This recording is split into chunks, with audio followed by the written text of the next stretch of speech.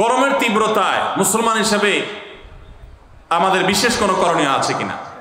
দেখুন, প্রচণ্ড গরমের দাবদাহ চলছে, তাই না? কাঠফাটা রোদ চলছে এবং আমরা বিভিন্ন সংবাদ মাধ্যম থেকে জানতে পেরেছি যে এই বছর এত বেশি গরম নাকি পড়ার আশঙ্কা আছে, সম্ভাবনা আছে যে গরমে প্রচুর মানুষের হিট স্ট্রোক হতে পারে, অনেক বেশি আপনার মানুষ অসুস্থ হয়ে যেতে পারে, দুর্ঘটনা ঘটতে পারে। গত বছর হজে রেকর্ড সংখ্যক মানুষ হিট স্ট্রোকে মারা গেছে এবং আমরা হজে ছিলাম, সাইফুল্লাহ ভাই ছিলেন। এত গরম, এত কষ্ট, মনে হয় জান বের হয়ে যাবে। তো এরকম পরিস্থিতিতে একজন মুসলিম হিসেবে আমাদের কিছু করণীয় আছে কিনা? প্রথম হলো যে একজন দায়িত্বশীল এবং সচেতন মানুষ হিসাবে আমাদের যাতে হিট স্ট্রোকে আমরা যেন ক্ষতিগ্রস্ত না হই তার জন্য চিকিৎসকগণ এবং সংশ্লিষ্ট বিষয় বিশেষজ্ঞগণ যে পরামর্শগুলো দিয়ে থাকে সেগুলো আমরা খুব গুরুত্বের সাথে মেনে চলবো। আমরা জানি ভিটামিন সি, লেবুর শরবত ইত্যাদি এই সময় খুব বেশি উপকারী হয়ে থাকে, সেগুলো আমরা বেশি করে পান করব। ইহুদিদের যে সমস্ত পণ্যগুলোকে আমরা শরবত বানায় খাই, ড্রিঙ্কস কিনে খাই, সেগুলোর পরিবর্তে আমরা লেবুর শরবত ইত্যাদি বেশি বেশি খেতে পারি। যে পরামর্শগুলো ডাক্তাররা দিয়ে থাকেন, স্বাস্থ্য বিশেষজ্ঞরা দিয়ে থাকেন, সেগুলো আমরা মেনে চলবো। যথাসম্ভব নিজেদের দিকে খেয়াল রাখবো। এর পাশাপাশি মনে রাখবো গরমের তীব্রতা, পৃথিবীতে আমরা যে গরমে অনুভব করি, এই গরমের তীব্রতা এটা কিন্তু জাহান্নামের ভাব। বুখারীর হাদিস দ্বারা এসছে, হাদিস দ্বারা প্রমাণিত যে জাহান্নামকে আল্লাহ তাআলা বছরে 2টা ভাব ছাড়ার সুযোগ দিয়েছেন। জাহান্নামের 2টা ডিপার্টমেন্ট আছে, 2টা বিভাগ আছে, একটা জামহারির ঠান্ডা আর একটা নার হলো আগুন। আগুন এবং ঠান্ডা উভয় ডিপার্টমেন্ট থেকে বছরে 2বার ভাব ছাড়া হয়। এই ভাবটাই আল্লাহ পৃথিবীতে এক এক জায়গায় এক এক সময় বন্টন করে দেন, ঠান্ডা এবং গরম আমরা অনুভব করি। এটা জাহান্নামের ভাব হওয়ার কারণে গরমের তীব্রতায় কিংবা শীতের তীব্রতায় একজন মুসলমান জাহান্নামের কথা স্মরণ করবেন এবং আল্লাহর কাছে জাহান্নাম থেকে পানা চাইবেন এবং তিনি চিন্তা করবেন। কোরআনে আল্লাহ উল্লেখ করেছেন, কুল নারু জাহান্নামা আশাদ্দু হাররা, তোমরা যে গরমের তীব্রতা অনুভব করছো, জাহান্নামের আগুনের তীব্রতা গরম এর চাইতে অনেক বেশি। দুনিয়াতে আমরা যে আগুন জ্বালিয়ে থাকি, আমরা চুলাতে রান্না বাড়ার সময় যে আগুন জ্বালিয়ে থাকি, এর চাইতে ফ্যাক্টরিতে যে সমস্ত আগুন জ্বালানো হয় সেগুলোর তীব্রতা অনেক বেশি। দুনিয়াতে আগুন যত তীব্র হতে পারে, জাহান্নামের আগুন তার চাইতে 70 গুণ বেশি তীব্র। ভাইরা আমার, তো এই জন্য এই গরমের তীব্রতা আল্লাহর কাছে জাহান্নাম থেকে পানা চাইব। অনেকে গরম তীব্র হলে গালিগালাজ শুরু করেন, বিদ্যুৎ গেলে বিদ্যুৎ কর্তৃপক্ষের 14 গোষ্ঠী ধরে গালিগালাজ করেন, গরমের মা বাপ তুলে অনেকে গালিগালাজ করে, আছে না নেই? আর কিছু না হোক একটা নর্মাল গালি দেয়, বউয়ের ভাইয়ের কথা বলে যে অমুকের গরম, বলে কি বলে না? তো এই ধরনের যে কথা বলা হয়, এগুলো অনেকে আমাদের নিজের অজান্তে বলি, যে গরমে সহ্য করতে না পারে গরমের মা বাপ তুলে গালিগালাজ করে দিলাম। তো এটা থেকে গরম কমবে? আরো গরম বাড়বে। কোন গরম বাড়বে? মাথা গরম হবে, মেজাজ গরম হবে, আরো গরম বাড়বে, লাভ হবে না। তিরমিজির একটা হাদিস আছে, যে জিনিসটাকে গালি দেওয়া যায় না, অভিশাপ দেওয়া যায় না, ওইটাকে যদি কেউ অভিশাপ দেয় তাহলে সে অভিশাপ তার উপরে এসে বর্তা। এই জন্য ধৈর্য না হারানো, সবর করা। আল্লাহ তাআলা আমাদেরকে সবর করার তৌফিক দান করুন। সেই সাথে গরমের তীব্রতা কমানোর জন্য প্রত্যেকটা মানুষ প্রচুর পরিমাণে গাছ লাগানোর চেষ্টা করবেন। আপনারা জানেন যে আমাদের দেশে যেই পরিমাণ বনাঞ্চল থাকা দরকার, এগুলা নানান সময়ে কলকারখানার নামে, এগুলা নানান সময় নানা নামে নিধন করা হয়। আমরা নিজেরাও প্রয়োজনে অপ্রয়োজনে নিধন করি। ইসলাম সাদকায়ে জারিয়া হিসাবে গাছ লাগাইতে আমাদেরকে উৎসাহিত করেছে। মসজিদ বানানো যেরকম সওয়াবের কাজ, মাদ্রাসা বানানো যেরকম সদকা জারিয়ার কাজ, গাছ লাগানো কিন্তু একটা সদকা জারিয়ার কাজ।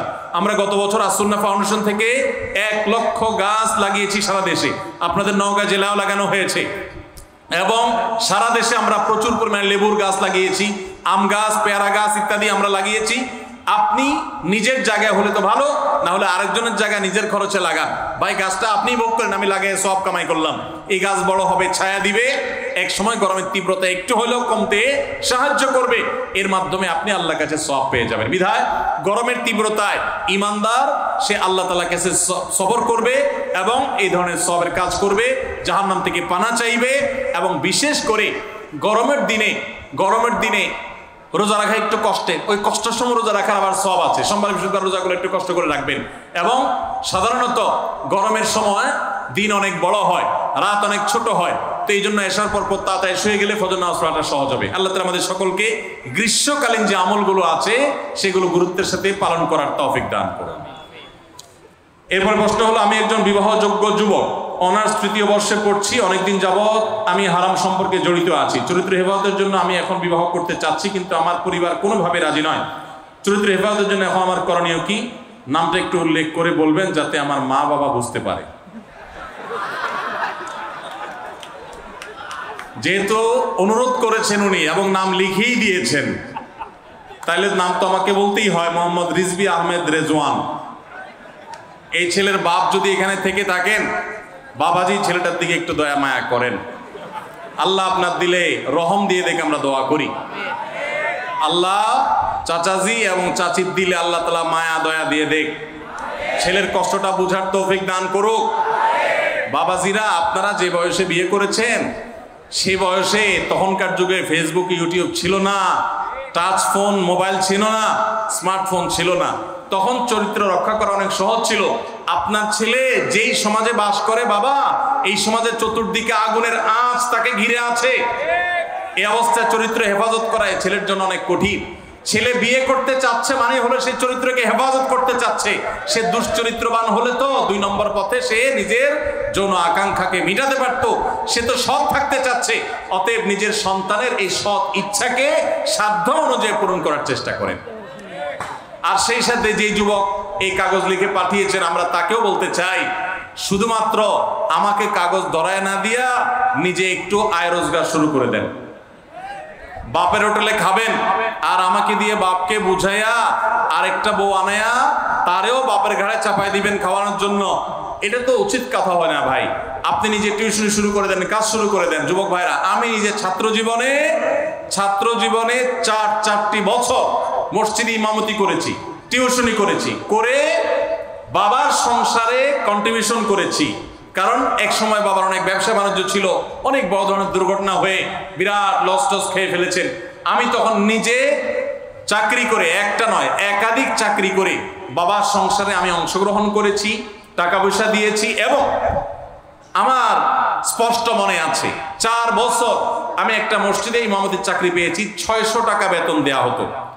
যশোরের যুব প্রশিক্ষণ কেন্দ্র সরকারি একটা অফিস, সেই অফিসের মসজিদে আমি ইমামতি করতাম। যুব প্রশিক্ষণ কেন্দ্রের মসজিদে প্রতি মাসে 600 টাকা করে বেতন পেতাম। 4 বছরের মধ্যে এই 600 টাকা থেকে কোনোদিন 6 টাকা নিজের খরচের জন্য কেটে রাখি নাই। নিজে কষ্ট করে চলতাম, অন্য কোনো ভাবে ম্যানেজ করতাম বা বাবার কাছে লাগলে পরে চেয়ে নিতাম, কিন্তু বেতনের পুরো টাকাটা বাবাকে তুলে দিতাম, জাস্ট আমার পক্ষ থেকে বাবাকে হেল্প করার জন্য। আবার একই সঙ্গে মক্তব পড়াতাম, ইমামতি করতাম, 3-4 কিলোমিটার দূরে সাইকেল চালিয়ে ক্লাস করতাম। এবং এইভাবে পড়াশোনা করে ক্লাসে সব সময় ফার্স্ট থেকেছি। এইভাবে পড়াশোনা করে 10 stand, 2nd stand, 3rd stand, 3টা স্ট্যান্ড করেছি। এইভাবে কয়েক মাইল সাইকেল চালিয়ে, পরীক্ষা দিয়ে, পড়ালেখা করে, চাকরি করে সংসারকেও সহযোগিতা করেছি, নিজেও স্বাবলম্বী হয়েছি। আবার পরীক্ষা দিয়ে আলহামদুলিল্লাহ প্রতিটি পরীক্ষায় ফার্স্ট হয়েছি এবং বোর্ড পরীক্ষায় সারা দেশের মেধা তালিকায় কখনো 10ম, কখনো 3য়, কখনো 2য় স্ট্যান্ড করেছি আলহামদুলিল্লাহ। এই কথা আপনাদেরকে গল্প কেন শুনলাম? কারণ যুবকরা বাপ মা বিয়ে দেয় না, হুট করে একটা কাগজ ধরায় দেন আমারে। কেন? আপনি কাজ শুরু করে দেন, টিউশন শুরু করে দেন, ইনকাম করা শুরু করে দেন। অনেক যুবক বলে যে ভাই, মেয়ের বাবারা পয়সাওয়ালা ছাড়া বিয়ে দিতে চায় না, নিজের বাবা বিয়ে দিতে চায় না। আমি বলি যে আপনি উপার্জন শুরু করেন। টাকা যখন কামাই করবেন দেখবেন সব সুর নরম হয়ে আসছে, বাপের সুরও নরম হয়ে আসছে, মায়ের সুরও দেখবেন নরম হয়ে আসছে। হ্যাঁ, যে মেয়ের বাপ দিতে চায় না সেই মেয়ের বাপও দেখবেন এখন সিরিয়াল ধরছে। এই জন্য উপার্জন শুরু করে দেন, ঠিক আছে না ইনশাআল্লাহ? ভাইরা আমার, ছাত্র জীবনে বিশেষ করে অনেকের অফুরন্ত সময় থাকে। এই সময়গুলোতে প্রোডাক্টিভ কিছু না করলে শয়তান তখন খারাপ বন্ধুদের পালায় ফেলে এবং মানুষ খারাপ কাজ করে। আল্লাহ তাআলা আমাদের সমস্ত যুবকদের চরিত্রগুলোকে হেফাজত রাখার তৌফিক দান করুন। এবং যতদিন পর্যন্ত বিয়ে না হচ্ছে ততদিন পর্যন্ত রোজা রাখবেন এবং সেই সাথে নিজের চোখকে হেফাজত করবেন, সবর করবেন, নিজেকে নিয়ন্ত্রণ করবেন। বাপকে যদি বুঝাইতে না পারেন, এলাকার ইমাম সাহেবকে একটু চা দোকানে নিয়ে ভালো করে চা বিস্কুট খাওয়াবেন, চাইনিজে নিয়ে যাবেন, বাদাম বুট খাওয়াবেন, একটু হাদিয়া তোফা দিবেন, দিয়া বলবেন হুজুর আমার আব্বাকে একটু কলে কৌশলে একটু বুঝান। হুজুর কথা প্রসঙ্গে উঠাবে, চাচা যে ছেলে বিয়ে দেওয়ার চিন্তা ভাবনা করছেন কিনা, এবং বুঝাবে, আল্লাহর ভয় দিবে। আমি একবার ঢাকায় পল্টনে একটা হোটেলে উদ্বোধনে গেছিলাম, একটা খাবারের হোটেলে। তো উদ্বোধন অনুষ্ঠান শেষে আমি বের হয়ে আসবো, এক ছেলে একটু স্বাস্থ্য বেশ ভালো, সে দেখি একজনের হাত ধরে টানতে টানতে আমার কাছে নিয়ে আসছে। আয়সা ভিড়ের মধ্যে বলতেছে, হুজুর একটু থামেন থামেন। আমি দেখলাম কাহিনী কি, লোকটা ইয়াং ছেলে একজন মুরব্বীকে ধরে নিয়ে আসছে। তো আয়না বলতেছে, হুজুর উনি আমার আব্বা, বহুদিন বলছে বিয়ের কথা, কোনো কথা শুনে না, আজকে হুজুর আপনার সামনে পাইছি, একটু আপনি ধরেন বুঝা। আমি চিন্তা করলাম এরকম তো পরিস্থিতির মুখে কখনো পড়ি নাই, তার বাপরে একটু বুঝা টুঝা কি বলবো, বাইরে চলে আসছে।